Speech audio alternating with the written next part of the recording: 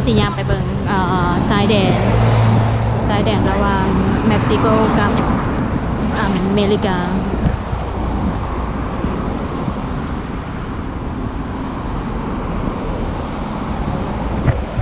ฝากกำเบื้องนั้นเป็นฝากเม็กซิโกฝากกำเบื้องนั้นเอาอยู่เบื้อง USA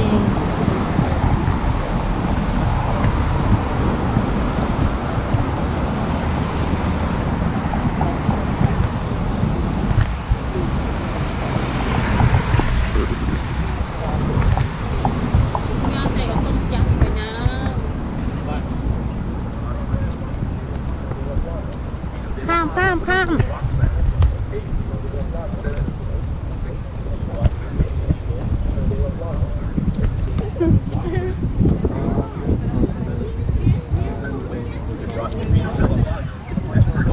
ในเม็กซิโกนี่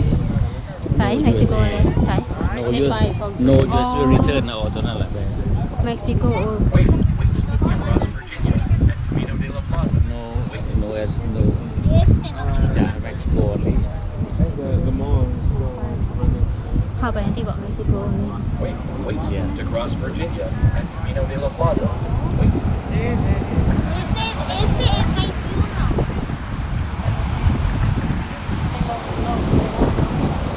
เขาอยู่ในเบิ่งทุนสีฮ้อนแหงบายค่ะ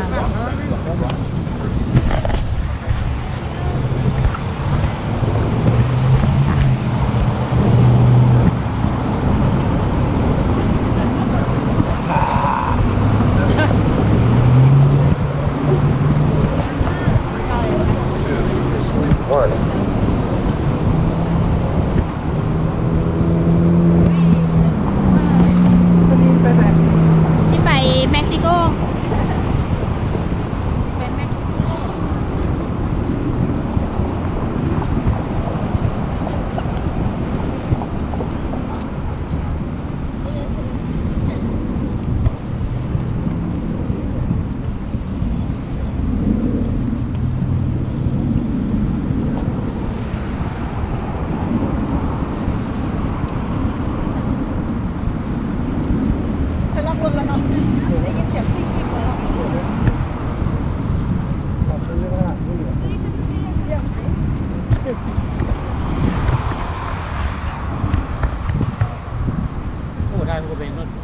ที่ไทยนี่เลยเม็กซิโก only no USA return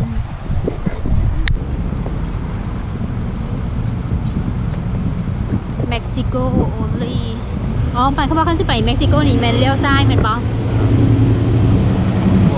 เขาจะไปเม็กซิโกแมนไปทางเข้าไปนั่นแล้วไปซื้อนี่มันไปใส่นี่ไปซื้อนี่มันไปใส่ไปพวกนั้นเลยเอา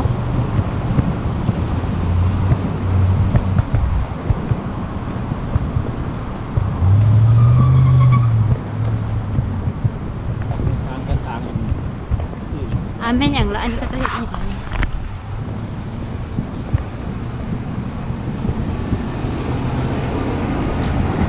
ก็จะเป็นปลากันนั่นเนาะ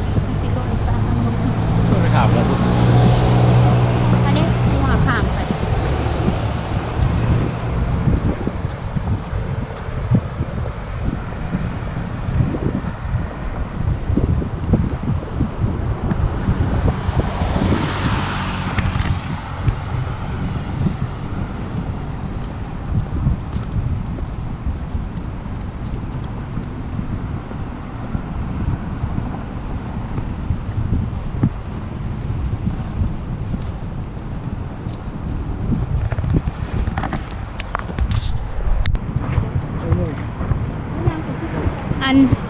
เอ้ยทางกล้องนี่มันแม่นอย่างนะฝั่งอันนี้มันฝั่งเฮาอยู่อ่ะ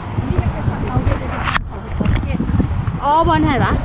นี่พวกขี่รถไปนี่ก็จะสิข้ามไปเม็กซิโกบ่นี่เขาไปเม็กซิโกอ๋ออันนี้เขตอันนั้นพวกเขามาพวก อ๋อฝั่งนั้นมันพวกเขา USA ฝั่งนี้มันไป ทั้งแม่คือกันแต่ว่าเขาสิเข้ามาเกตเขาเข้ามาทางนี้เป็นปกติอันนี้เป็นพวกออกเนาะพวกนี้พวกเขาพวกนั้นพวกสิจะพวกออกไป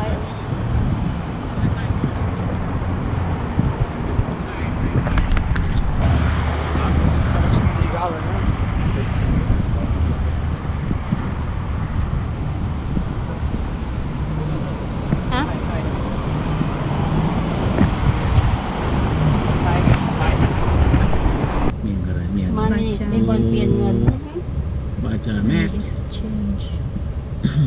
buy sell เอาตัวสิบโลนี่เอาตัว sell out เท่านั้น buy ฮะ ตัวหนึ่งดอลนี่ตัวหนึ่งตัวอะไรนี่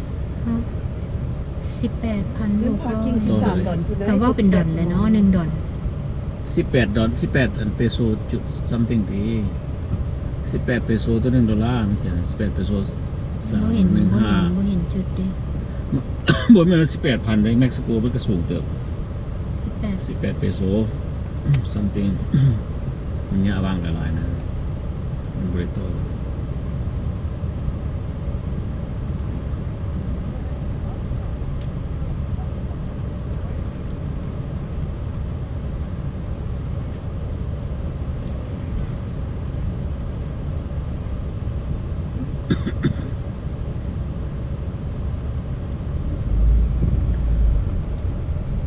Parking 1 hour $6 1 to 8 13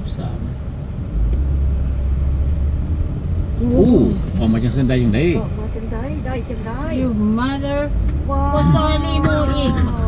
นี่ มาจากไหน พอ พุ่งออกมาเลยเนาะ เลยซีแมน แบบ ยู